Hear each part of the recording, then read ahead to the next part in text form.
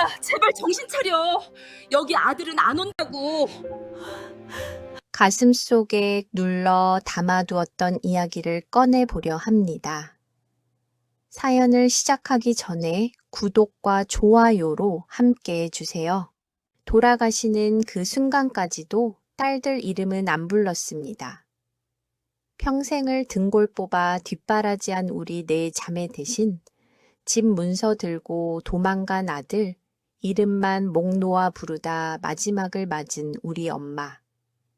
병수발 다 든 딸들, 가슴에 마지막까지 대못을 박은 한 어머니의 잔인한 저울질. 여러분, 대체 부모에게 자식이란 무엇일까요?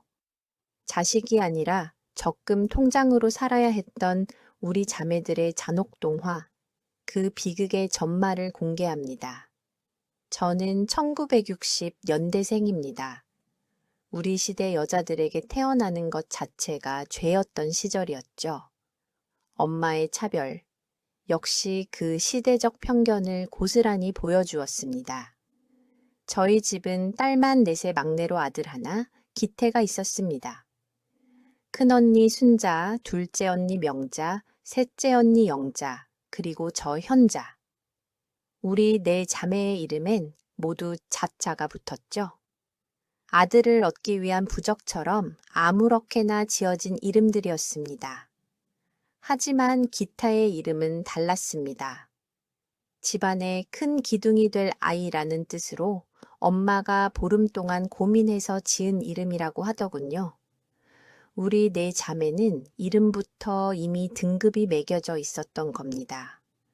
엄마는 기태를 낳고 나서야 비로소 내가 사람 구실을 했다며 동네 방네 자랑하고 다녔습니다. 40이 넘어 낳은 아들이었으니 엄마에게 기태는 신이 내린 선물이나 다름없었죠. 하지만 그 선물의 대가는 너무나 잔혹했습니다. 엄마의 저울은 태생부터 고장 나 있었습니다. 그 고장의 정도를 가장 적나라하게 보여준 곳이 바로 밥상머리였죠. 저희 집 밥상은 늘 2개였습니다. 기태가 앉는 쪽과 우리 자매들이 앉는 쪽. 같은 음식이 올라와도 질과 양이 달랐습니다. 노릇한 조기 한 마리가 올라오면 엄마의 젓가락은 자석이라도 달린 듯 기타의 밥그릇으로 향했습니다. 살이 통통하게 오른 배 부분만 골라 기타의 앞에 놓으면서 말하곤 했죠. 기태야, 사내 놈은 속이 든든해야 나라를 구하는 법이다. 많이 먹어라. 엄마가 장에 가서 제일 큰 놈으로 골라왔다. 우리 자매들 앞에 놓인 건 생선 머리와 꼬리뼈, 그리고 가시뿐이었습니다. 큰언니가 젓가락으로 조심스럽게 머리 쪽 살점을 뜯어내려고 하면 엄마는 번개처럼 큰언니의 손등을 쳤습니다. 야, 그것도 나중에 기타에 밥 비벼줄 거다. 네가 먹을 생각 말고 국물에 밥이나 말아 먹어. 계란 후라이가 나오는 날이면 상황은 더 노골적이었습니다. 노란 노른자는 당연히 기타의 몫이고 우리는 물처럼 묽은 흰자만 떠먹었죠.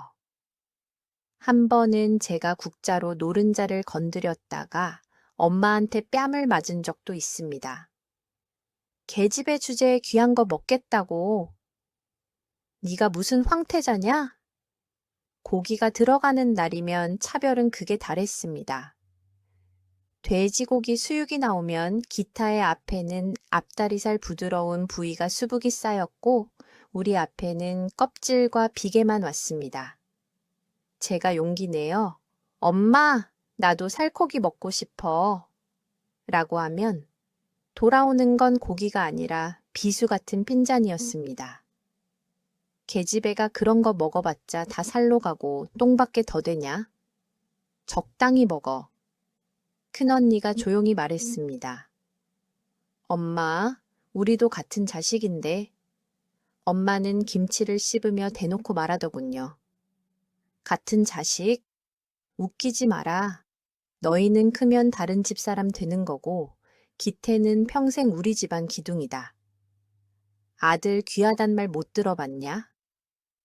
너희 아버지도 아들 못 낳는 마누라 때문에 동네에서 고개를 못 들고 다녔다.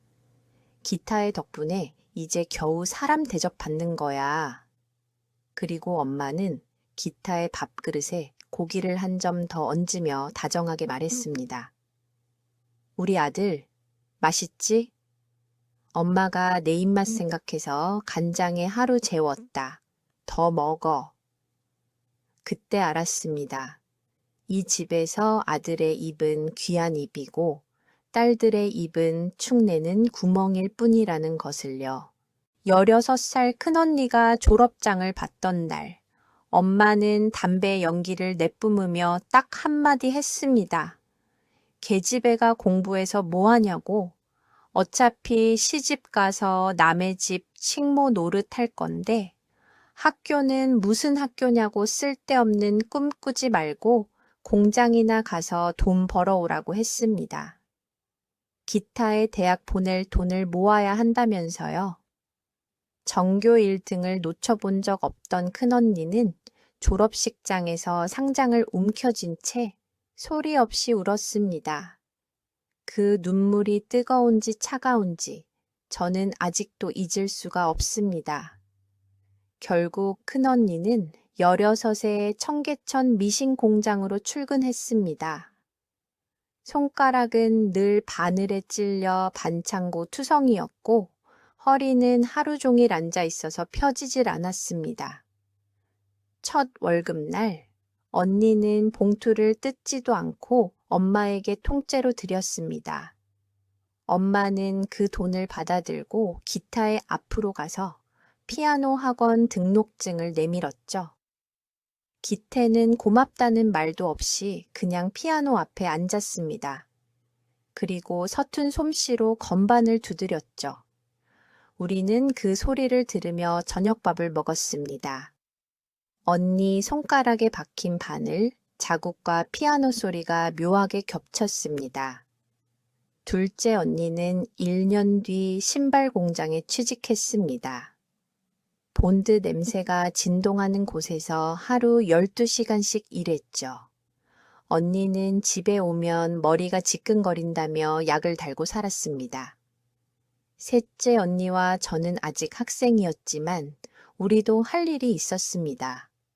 학교 끝나면 집안일을 도맡아 하는 거였죠. 빨래, 청소, 설거지, 저녁 준비까지. 엄마는 우리에게 집안일을 시키며 말했습니다. 여자는 살림 미천이 있어야 한다고, 나중에 시집가서 무시 안 당하려면 지금부터 배워야 한다고요. 하지만 기타에는 숟가락 하나 놓지 않았습니다. 학원 갔다 와서는 소파에 누워 TV만 봤죠. 우리가 설거지하고 걸레질 하는 동안 기태는 만화책을 보거나 게임을 했습니다. 한 번은 제가 기타에게 설거지 좀 도와달라고 했다가 엄마한테 혼났습니다. 사내가 무슨 설거지를 하냐고 기태는 공부하느라 바쁜데 쓸데없는 소리 하지 말라고 하셨죠. 우리는 이 집에서 절대 사랑받을 수 없고 우리는 그저 기태를 키우기 위한 도구일 뿐이라는 걸요. 결혼하면 끝날 줄 알았습니다. 하지만 엄마에게 우리 자매는 사위 집안까지 털어먹을 연결망이었습니다. 큰언니는 25에 선 본 남자와 맞선 한 번의 결혼을 결정했죠. 언니는 결혼하고 처음으로 밥상에서 좋은 반찬을 먹었다고 했습니다. 시어머니가 언니 앞에만 특별히 고기를 더 얹어주셨대요. 언니는 그게 너무 낯설어서 울었다고 했습니다. 하지만 그 평화는 오래가지 못했습니다. 결혼한 지 석 달 만에 엄마에게서 전화가 왔습니다. 기태가 대학원을 간다며 등록금 500만 원이 필요하다고 하셨죠. 결국 언니는 시어머니 몰래 금반지를 빼서 엄마에게 보냈습니다. 결혼 예물로 받은 금반지였는데 그걸 전당포에 맡기고 돈을 마련한 겁니다. 그런데 그게 끝이 아니었습니다. 석 달 뒤에 또 전화가 왔습니다. 이번엔 기타의 유학 준비 자금이라며 1,000만 원을 요구했죠. 큰언니는 울면서 전화했습니다. 엄마, 저 돈이 없어요. 남편도 힘들어하고 시어머니 눈치도 보이고 저 정말 이제 못 보내드려요. 하지만 엄마는 냉정했습니다. 네가 밥이나 축 내지 않고 컸으면 기태가 돈이 더 많았을 거 아니냐고 내 빚을 갚는다 생각하고 보내라고 하셨습니다. 둘째 언니도 결혼 2년째 엄마에게 전화를 받았습니다. 기태가 사업을 한다며 사업 자금으로 2천만 원이 필요하다고 했죠. 언니는 할 수 없이 집을 담보로 대출을 받았습니다. 남편 이름으로는 한도가 안 나와서 결국 시아버지 명의까지 빌려서 돈을 마련했습니다. 그 돈을 기태에게 보낸 지 1년 뒤 사업은 망했고 기태는 잠적했습니다. 은행에서 독촉 전화가 오기 시작했고 언니는 매달 200만 원씩 이자를 갚아야 했습니다. 시댁은 발칵 뒤집혔습니다. 시아버지는 언니를 사기꾼이라고 욕했고 시어머니는 혼인신고를 취소하자고까지 했죠. 언니는 견디다 못해 엄마에게 전화했습니다. 엄마, 기태가 사업 망해서 저희 집이 경매로 넘어가요. 제발 기태한테 말해서 돈 좀 갚으라고 해주세요. 하지만 엄마는 적반하장이었습니다. 동생이 성공하면 다 갚아줄 텐데 왜 그렇게 난리냐고 가족끼리 돈 얘기하는 게 아니라고 오히려 언니를 나무랐습니다. 결국 둘째 언니는 집을 잃었고 남편과도 헤어졌습니다. 엄마는 저에게도 전화를 했습니다. 기태가 결혼한다며 예식 비용을 보태야 한다고 하셨죠. 언니들이 다 보탰으니 너도 보태라고. 딸이 동생 결혼식에 돈 안 내는 법이 어디 있냐고 하셨습니다. 저는 단호하게 거절했습니다. 엄마, 저 돈 없어요. 제 살기도 바빠요. 언니들 꼴 보고도 제가 돈을 보낼 것 같아요? 엄마는 제가 불효녀라고 배은망덕한 년이라고 욕을 퍼부었습니다. 하지만 저는 전화를 끊었습니다. 그날 밤 큰언니에게서 문자가 왔습니다. 동생아, 잘했어. 넌 우리처럼 살지 마. 제발 내 인생 살아. 우리는 친정 ATM이 되어버렸습니다. 필요할 때마다 돈을 빼가는 자동 인출기. 고맙다는 말도 미안하다는 말도 없이 그저 당연하게 돈을 요구하는 엄마. 하지만 이때는 몰랐습니다. 우리가 부은 그 적금이 결국 휴지 조각이 되어 엄마의 뒤통수를 칠 줄은요. 엄마가 80을 넘기면서 몸이 급격히 나빠졌습니다. 뇌경색으로 응급실에 실려간 엄마. 의사는 당장 수술해야 한다고 했고 수술비는 800만 원이었습니다. 우리는 각자 형편이 어려웠지만 돈을 만들어서 엄마 수술비를 댔죠. 큰언니는 개를 깼고 둘째 언니는 친구한테 돈을 빌렸고 셋째 언니는 시댁에 손을 벌렸고 저는 남편 몰래 카드론을 받았습니다. 하지만 기타에는 전화도 받지 않더군요. 수술날 우리 네 자매는 병원에 모였습니다. 새벽부터 수술이 끝날 때까지 복도 의자에 앉아 기다렸죠. 수술이 끝나고 엄마가 회복실에서 나왔을 때 우리는 교대로 엄마를 간병했습니다. 똥오줌 받아내고 욕창 닦으며 병실 바닥에서 쪽잠 자는 건 늘 우리였죠. 엄마는 의식이 돌아온 뒤에도 기타의 얘기만 했습니다. 기태는 왜 안 와? 기태한테 전화했어? 기태 바쁠 텐데 괜히 연락한 거 아니야? 우리는 대답하지 않았습니다. 엄마, 기태는 안 와요. 그 인간은 전화도 안 받아요. 그런 말을 하고 싶었지만 차마 입 밖으로 꺼내지 못했습니다. 그런데 한 달 만에 나타난 기태가 엄마 손을 잡자마자 엄마 눈에 생기가 돌았습니다. 오냐? 내 새끼. 바쁜데 뭐 하러 왔어? 여기 딸들 많으니까 걱정 마라. 우리가 바친 피눈물은 당연한 일이고 아들이 얼굴 한번 비춘 건 장한 일이 되는 기적 같은 논리. 기태는 병실에 30분 있다가 나갔습니다. 회사 일이 바빠서 못 온다며 누나들이 잘 모실 거라고 믿는다고 했죠. 엄마는 그런 기타의 뒷모습을 보며 흐뭇하게 웃으셨습니다. 저는 그 모습을 보며 깨달았습니다. 우리는 평생 엄마에게 자식이 아니었구나. 그날 밤 우리는 엄마 병실 밖에서 서로 부둥켜 안고 울었습니다. 평생 쌓인 서러움, 분노, 허탈함이 한꺼번에 터져 나왔습니다. 우리는 그렇게 결심했습니다. 이제 엄마를 우리 집에 모시지 않겠다고 법에서 정한 최소한의 의무만 하겠다고요. 퇴원날 우리는 엄마를 엄마 집으로 모셨고 일주일에 2~3번씩 엄마 집을 형식적으로 방문했습니다. 하지만 엄마는 한 번도 고맙다고 하지 않았습니다. 오히려 불평만 했죠. 너희가 번갈아 오니까 헷갈린다. 한 사람이 와서 계속 있으면 안 되냐? 음식이 맵다. 너희는 엄마 입맛도 모르냐? 병원 가는 길에 차가 덜컹거려서 무릎이 더 아프다. 너희 운전 좀 조심해라.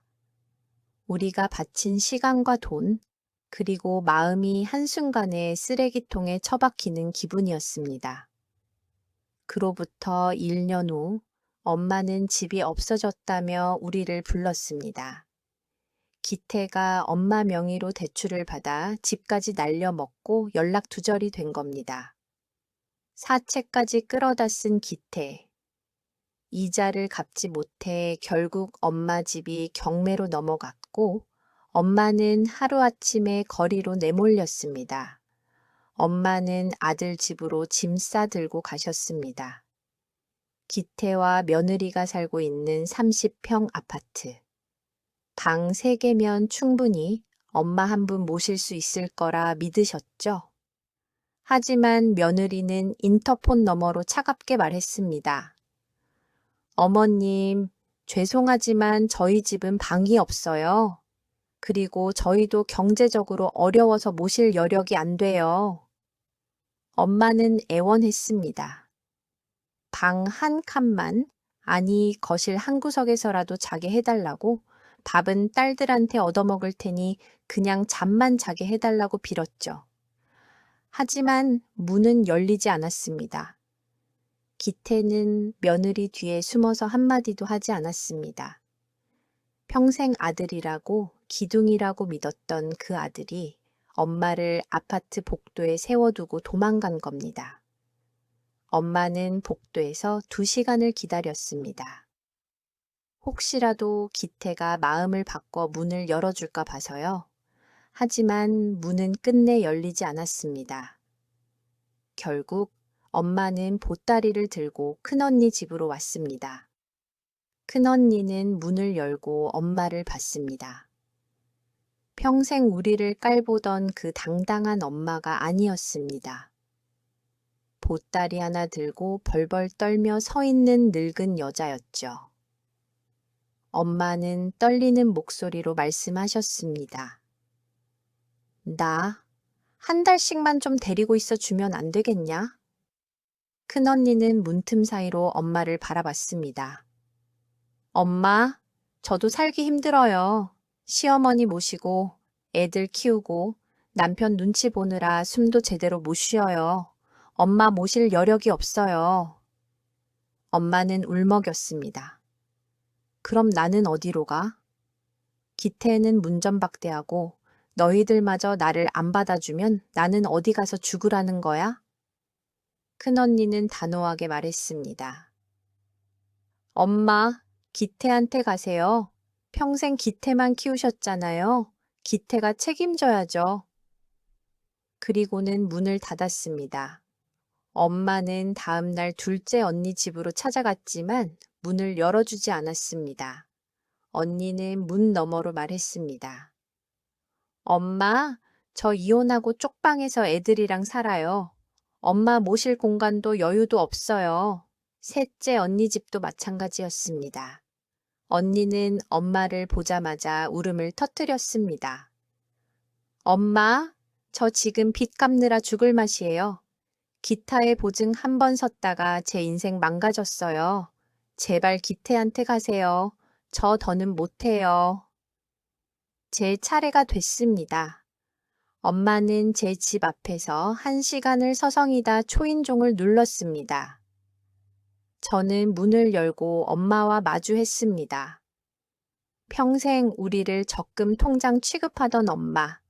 이제는 그 적금이 바닥났다는 걸 깨달은 엄마. 엄마는 제 손을 잡으며 애원했습니다. 막내야, 네가 제일 착하지? 엄마 좀 도와줘. 딱 한 달만 재워줘. 저는 엄마 손을 뿌리쳤습니다.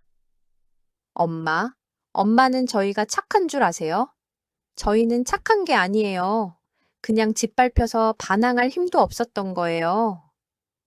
엄마는 바닥에 주저앉아 울었습니다. 그래, 엄마가 잘못했다. 엄마가 너희들한테 미안하다. 그러니까 제발 좀 도와줘. 하지만 우리 네 자매는 약속이라도 한 듯 차갑게 식어 있었습니다. 큰언니가 전화로 말했습니다. 엄마, 우리가 지하방 하나 알아봤어요. 보증금은 우리가 낼게요. 거기서 사세요. 엄마는 전화기 너머로 울부짖었습니다. 너희가 엄마를 지하방에 처박으려고? 나를 그렇게 버리려고?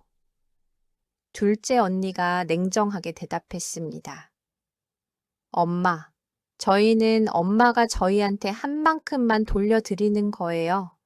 법에서 정한 부양비는 드릴게요. 그 이상은 기태한테 받으세요.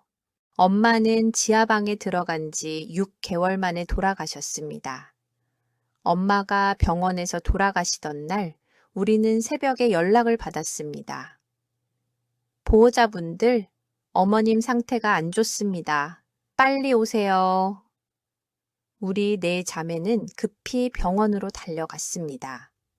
엄마는 산소호흡기를 끼고 힘겹게 숨을 쉬고 계셨습니다. 큰언니가 엄마 손을 잡으며 울었습니다. 엄마, 우리 왔어요. 순자, 명자, 영자, 현자 다 왔어요. 엄마는 희미하게 눈을 떴습니다. 우리를 한 명씩 보시더니 입술을 떨며 말씀하셨습니다. 기태는 왜 안 왔어? 그게 엄마의 마지막 말이었습니다. 우리가 평생 엄마를 모셨고 돈을 바쳤고 시간을 바쳤고 마음을 바쳤는데 엄마의 마지막 말은 기태였습니다.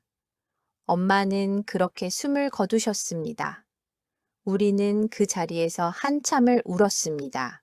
슬퍼서가 아니었습니다. 억울해서, 분해서, 허무해서 울었습니다. 엄마에게 우리는 끝까지 자식이 아니었습니다. 그저 아들을 위한 들러리, 보험, 적금이었을 뿐이었습니다. 둘째 언니가 울먹이며 말했습니다. 우리가 엄마한테 뭐였을까? 정말 한 번이라도 우리를 자식으로 본 적이 있었을까? 아무도 대답하지 못했습니다. 장례 준비를 하면서 우리는 기태에게 연락을 시도했습니다. 전화도 하고 문자도 보냈습니다. 기태야, 엄마 돌아가셨어. 장례식장 주소 보낼게. 하지만 기태는 끝내 나타나지 않았습니다. 장례식 이틀 동안 우리 네 자매만 상주복을 입고 조문객을 맞았습니다. 조문객 중에는 아들은 어디 계시냐고 묻는 사람들이 많았습니다. 우리는 번번이 대답했습니다. 해외에 있어서 못 왔습니다. 거짓말이었습니다. 기타에는 해외가 아니라 빚쟁이들 피해 국내 어딘가에 숨어 있었습니다. 조문객이 돌아간 뒤 셋째 언니가 쓴웃음을 지으며 말했습니다. 우리가 왜 기타에 변명을 해주고 있지? 이 와중에도 우린 기타의 체면 세워주고 있잖아. 맞는 말이었습니다. 우리는 엄마가 죽고 나서도 여전히 기태를 위해 거짓말을 하고 있었습니다. 장례가 끝나고 한 달 뒤 기태에게서 문자가 왔습니다. 누나들, 엄마 재산 정리 다 됐지? 집 팔은 돈이랑 보험금이랑 있으면 나도 조금 줘. 아들이니까 당연히 받을 권리 있잖아. 우리는 그 문자를 보고 기가 막혀 웃었습니다. 집은 빚 갚느라 다 날아갔고 보험금은 애초에 없었습니다. 엄마는 보험도 들지 않으셨거든요. 장례비랑 요양원비 내고 나니 남은 건 엄마의 낡은 옷가지 뿐이었습니다. 둘째 언니가 기태한테 전화를 걸었습니다. 기태야, 남은 거 없어. 엄마 빚 갚고 장례 치르니까 다 없어졌어. 너 받을 거 하나도 없어. 전화 너머로 기태의 황당해하는 목소리가 들렸습니다. 뭐? 그럼 내가 뭘 받아? 난 아들인데. 누나들이 다 가로챈 거 아냐? 셋째 언니가 전화를 빼앗아 소리쳤습니다. 가로챘다고. 우리가 평생 얼마를 갖다 바쳤는데 내 학비, 내 학원비, 내 차 할부금, 내 사업 미천, 엄마 수술비, 요양원비, 장례비까지 전부 우리가 댔어. 넌 단 한 푼도 안 냈잖아. 기태는 짜증스럽게 말했습니다. 아, 그건 누나들이 알아서 한 거잖아. 나보고 해달라고 했어? 내가 뭘 잘못했는데? 우리는 더 이상 말을 잇지 못했습니다. 이 사람은 끝까지 변하지 않는다는 걸 깨달았으니까요. 엄마 3주기가 지나고 우리 네 자매는 엄마 산소 앞에 모였습니다. 큰언니가 산소 앞에 술 한 잔을 따르며 말했습니다. 엄마, 그곳에선 이제 아들 생각 좀 그만하고 엄마 자신을 위해 사세요. 평생 아들만 보느라 고생하셨잖아요. 둘째 언니가 말을 이었습니다. 엄마, 우리는 엄마한테 자식이 아니었지만 그래도 끝까지 엄마를 모셨어요. 그걸로 됐으면 좋겠어요. 셋째 언니가 울먹였습니다. 엄마, 다음 생에 태어나면 그땐 딸들도 좀 사랑해주세요. 우리도 엄마 자식이었잖아요. 저는 마지막으로 말했습니다. 엄마, 우린 이제 엄마의 보험이 아니에요. 우린 각자의 인생을 살 거예요. 부디 편히 쉬세요. 우리는 산소를 내려오며 서로 손을 잡았습니다. 평생을 엄마의 보험으로 살았지만 이제는 우리 자신의 삶을 살기로 했습니다. 여러분의 가정은 어떠신가요? 혹시 여러분도 평생을 누군가를 위해 살다가 정작 본인은 아무것도 남지 않은 건 아닌가요? 여러분의 사연은 어떤지 댓글로 나눠주세요. 비슷한 아픔을 가진 분들에게 여러분의 경험담이 큰 위로와 용기가 됩니다. 오늘도 누군가의 보험이 아닌 자기 자신으로 살아가는 모든 분들을 응원합니다.